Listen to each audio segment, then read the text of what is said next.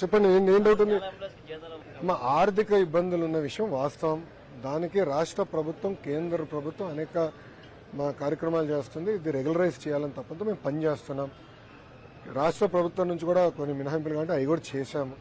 ప్రైవేటీకరణ జరగదని 100 సార్లు నేను చెప్పాను. మళ్ళీ డౌట్ ఎందుకు ఉంది మీకు?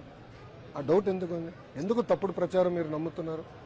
మంత్రి గారు వచ్చి చెప్పారు, ముఖ్యమంత్రి గారు చెప్పారు, ఉప ముఖ్యమంత్రి గారు చెప్పారు, మంత్రులు మేమందరం చెప్పాను. నేను విశాఖపట్నం అనేక సార్లు వచ్చా. గత 6 నెలలు కనీసం 4-5 సార్లు వచ్చి ఉంటా విశాఖపట్నం. నేను చాలా క్లారిటీగా చెప్పాను. మళ్ళీ డౌట్ ఎందుకు? అంటే ప్రజలు కూడా దుష్ప్రచారం నమ్మకూడదు. ఫేక్ వాళ్ళు ఉంటారబ్బా, వాళ్ళకేం పనిపాటు ఉండదు. పూర్తిగా ఫేక్ న్యూస్ చేస్తారు. అదే ఫేక్ పార్టీ ఉంది, వైకాపా పార్టీ, వాళ్ళు ఇట్లా దుష్ప్రచారం చేస్తారు. వాళ్ళు ఉత్తరాంధ్రకి ఏం పీకారండి? 5 సంవత్సరాలు అడుగుతున్నా.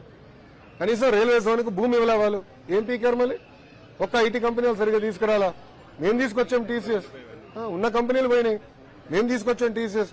వాళ్ళు మెట్టెక్ జోన్ లో కంపెనీలు ఎంత ఇబ్బంది పెట్టారు? MedTech zone CEO